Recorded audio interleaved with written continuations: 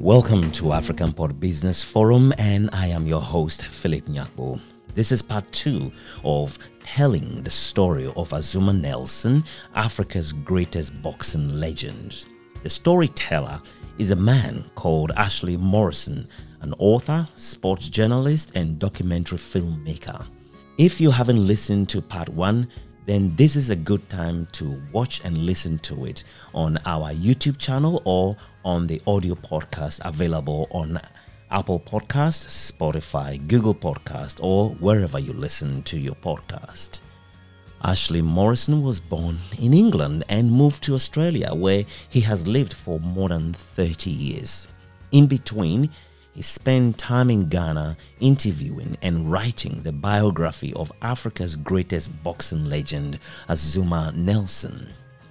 In this intimate interview, Ashley Morrison talks about his extreme love of Africa and sports, the privilege of spending time with boxing professor Azumah Nelson, an athlete he describes as a most humble person. Ashley himself is a man who has a compelling life story worth hearing. Enjoy part 2 of the interview with Ashley Morrison, who tells the story of Africa's greatest boxing legend. And while you're here, subscribe to our podcast on YouTube by searching for African Pod Business Forum. I love Africa. my wife is from Africa, and she says, you love it more than me. I worked for South African Airways here in Australia for a number of years, and so I got to travel to Africa, and I just suddenly really, really loved it. I love the people. I find them absolutely amazing. They're so kind, so colourful, so different, so generous, and yeah, I just absolutely adored it. And yeah, it's every chance I get to go back there, I'll be there, because I just think it's an amazing continent.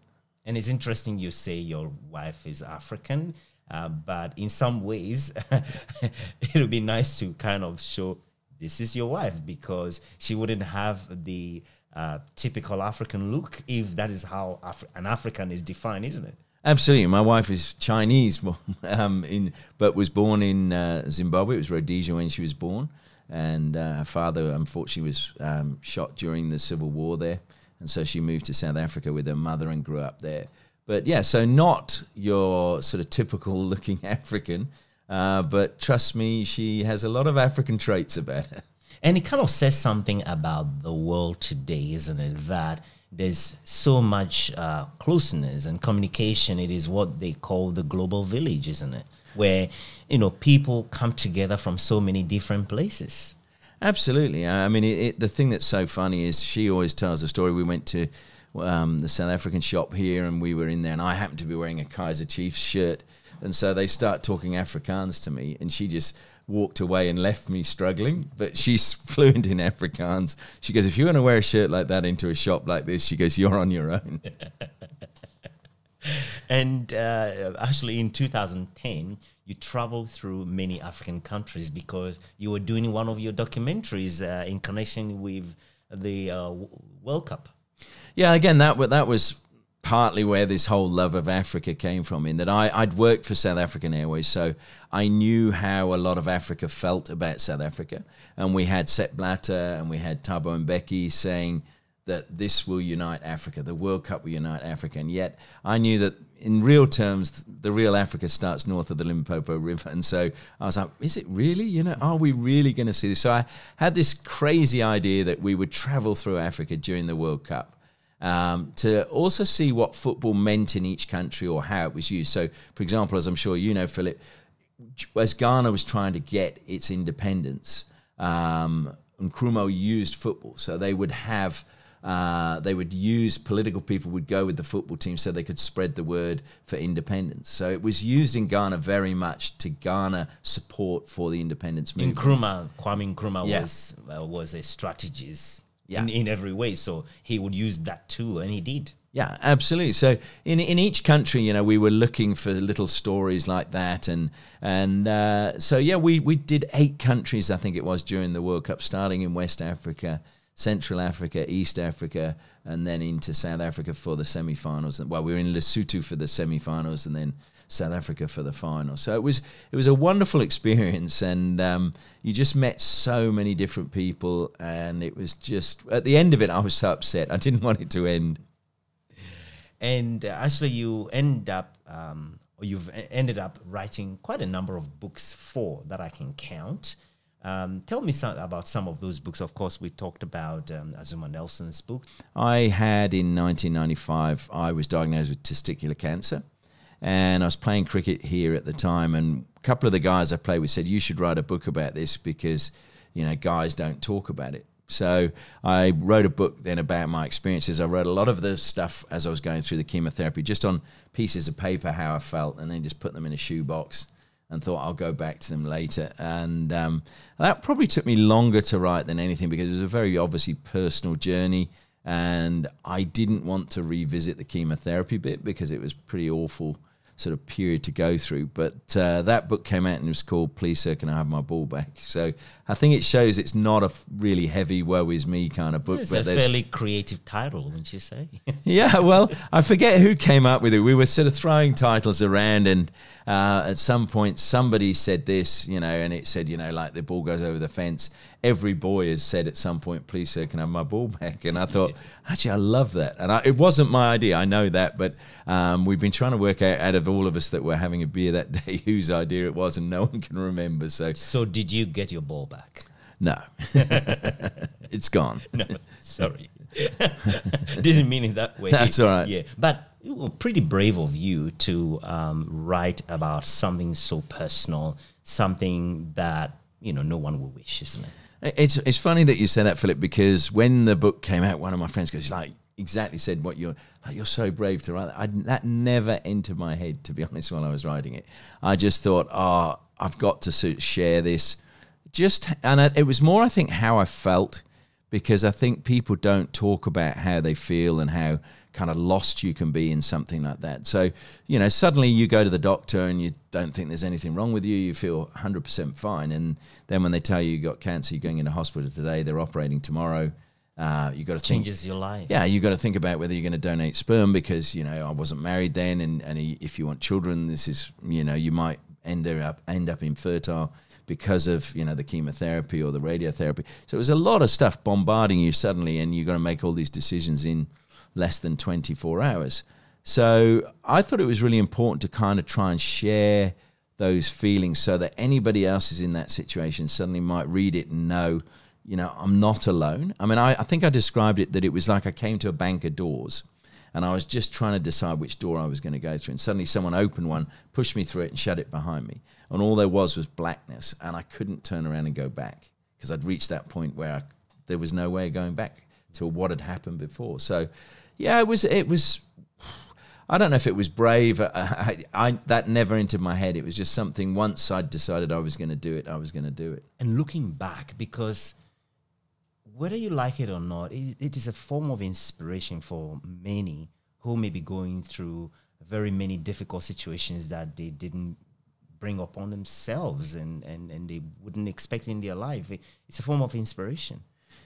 Again, it was never meant to inspire. It was more to help. I mean, if it inspires, then that's very nice, and it's humbling to me that I've inspired somebody. But it was more just that hopefully someone would read it and go, yeah, that's how I felt. And it's been interesting because people have contacted me that have read it and said, it was so good because suddenly I felt exactly like that, and I knew that that was normal. So in that respect, you know, when people contact you and say it helped, you know that it was worth it. Just one person ringing me would have been enough, you know. And you got more than that. I've had a lot more than that, which has been really nice, yeah. And Ashley, you seem to be living a full life, you know, coming from England and being in Australia for decades, you know, commentating on just about every sport under the sun. And you also run a business, the eponymous Ashley Morrison Media. And business is a whole different ball game, if we can put it that way. How do you find running your own business, the challenges that come with it? Bass. I can't stand doing my bass. Business, that's business activity statement, right? Yeah, it is. Look, I was shocking at maths at school. Much preferred languages and words and history and things like that. So, but business is just something that has to be done by it is. everyone, So one doing way or the other, right? Yeah, the accounting side is the side I absolutely hate. I procrastinate with it. And of course, then when you're sort of a small, single person business, invoicing people and when they don't pay, it can be stressful because, you're obviously, it affects your cash flow for various things. But also, I don't like having to chase people up for money because it's not a very pleasant thing to have to do. Even though you talked about a full life many, many years ago, I was actually a debt collector. So I have been down that path. Maybe that's why I don't like doing it now. You were a debt collector many years ago in England. Run your business, and you are not able to chase your I just don't like doing it. I mean, when I was a debt collector, it was quite funny because you would actually go round to people's houses. And I remember one in particular, you could smell the bacon cooking in the kitchen. And you knock on the door and suddenly nobody's home, but you can still hear the bacon sizzling away. It's automated. Yeah, absolutely. Nobody home, but the bacon's just cooking for when they get home, The experiences of a debt collector. Absolutely. There was some funny ones. I'm pleased to say I only ever had one person try and throw a punch at me when I asked them for the money. Maybe you should consider writing a 5th book about debt collecting and the challenges. I'm not sure. Maybe. I don't think there's that many stories, but there were some interesting incidents. And I said earlier, you're living a full life and you're always doing something. And as of this moment, you are doing a project in relation to a man called Siki, another African boxer. Yeah, so the Battling Siki is actually a project that's probably now been going about 5 years, I would think. So I'm filming whenever I can raise the money. It might even be a little bit longer than that. But we're at a point now where we're very close to finishing this. So Battling Siki was the first African world champion in boxing. And how I discovered him was when I was writing Azumah's book. I was watching the fight in 1984 when Azumah beat Wilfredo Gomez. And the commentator goes, and Azumah becomes the 6th world champion from Africa. And I was thinking, that can't be right, because Ghana was one of the first countries with its independence in 1960. So you think, well, surely then there must have been more world champions in that period. As if Africa started in 1960. As if a world champion from Africa would have to start from the year an African country got independence. And that's why I'm raising it, because before that, so before any of these countries got their independence, they are in the record books as being the champions from their colonial power, which to me is so wrong. Can you repeat that? So, yes, the champions from Africa, before the countries got their independence, are in the record books as being champions from their colonial power. This is just in the late 50s and 60s. Until they got their independence. Everybody before that. So if you take Battling Siki, he was from Senegal. He's in the record books as French because Senegal was a French colony. If you look at the second world champion from Africa, is a guy called Victor Young Perez from Algeria. Algeria was a French colony. Victor Young Perez is in the record books as being French. So again, to me, this is wrong. It's like, and when you talk to people in boxing circles in Africa, and I've spoken to quite a few, people haven't heard of Battling Siki. They don't know who he is. And I'm thinking, well, that's so wrong. Here was your first world champion. And his life story is unbelievable. It is just, I mean, it should be a feature movie, really, but I don't have the money to make a feature movie.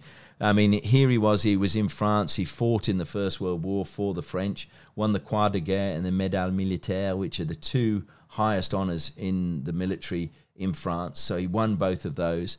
And then after the war, he decides to go on boxing. I mean, how he got to France again was supposedly this woman adopted him from Senegal and took him on a cruise ship, then abandoned him in Marseille, so he had to fend for himself. But after the war, he gets into boxing, beats all of the light heavyweight champions throughout Europe, in Belgium, the Netherlands, etc. And he was probably lucky that Georges Carpentier was the world champion at the time, a Frenchman. So there was pressure put on Carpentier to defend his title against Battling Siki.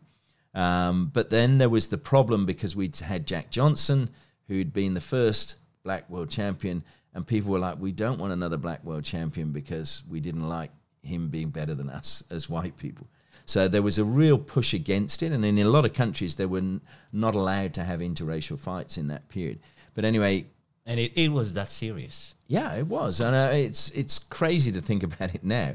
But anyway, Carpentier agreed to fight battling Siki on the condition Siki didn't win. And Ernest Hemingway wrote a short story called 40 Grand about this particular thing. So supposedly Siki's management were promised this money if they took a dive. So Siki, nobody again would really know that he maybe went along with it. And then Carpentier started showboating, trying to humiliate him, and he just got annoyed. And he goes, stop it, and he hit him a few times quite hard, because the good thing was Carpentier had sold the TV rights or the movie rights to the fight, so there's footage of it available and you can get it on YouTube. Anyway, then Siki knocks him out, absolutely out cold, but the referee awards the fight to a Carpentier on the canvas. Daylight robbery? Well, the crowd thought so, and they threatened to riot, and it was an hour later they eventually crowned Siki the world champion. And he is given that. But, of course, again, they want to get it back off him quickly. So his first defence was in Ireland against an Irish-American on the very first St. Patrick's Day in Dublin of Ireland's independence. Nah, he never had a chance. Fought 20 rounds. That sole judge this time was the referee, and the referee awarded it to Mike McTeague.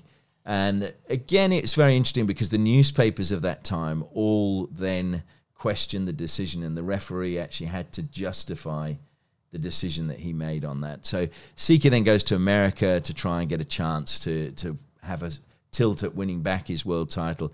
He gets messed around, and sadly, having won the title at the age of 25 in 1922, in 1925, he gets 2 bullets in the back walking home one night, and is just left to die in the street in New York. And to me, and the thing that really again hurts, I think, about that, and maybe it's because I live in the modern world, but nobody was ever charged with his murder. It was almost like a black life was cheap. It didn't matter. He was from France. We're not going to investigate this. And I just find that soul destroying. And the thing that was nice, though, is the WBC, and I can't remember the exact year, in the 90s, they actually returned his remains to Africa, to Senegal. And so they've returned his remains, but if you read the record books, his world title still is with France. So the documentary is going to be Returned to Your Corner, because I want the world title given back to Africa. That will be something, even if just symbolic. And it is battling Siki. So this Siki story is one story that I would love to see when you finish the project. Yeah, it's something that's become very dear to my heart. As I say, I've got to raise the money now to get to Senegal. We've filmed everywhere else. We've just got to get to Senegal to go and film in Saint Louis, where he grew up, and also at his graveside. And then it's just the editing. And as soon as we can get the money, we'll get all of that done. Actually, when that project is finished, this interview, the things you're saying now, will be played on that day as well. Ashley Morrison, it's a pleasure talking to you. Thank you very much for the opportunity. Thank you. And that was Ashley Morrison taking his turn here on African Pod Business Forum to tell the story of Africa's greatest boxing legend. African Pod Business Forum is produced by African Pod Media in Perth, Australia. Subscribe free to our audio and video podcast. We are on Apple Podcast, Spotify, Google Podcast, or wherever you listen to your podcast. To find us on YouTube, just search for African Pod Business Forum.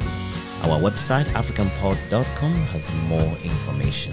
And follow us on social media by searching for African Pod. And check out all of our previous interviews with exceptional guests, all on African Pod Business Forum.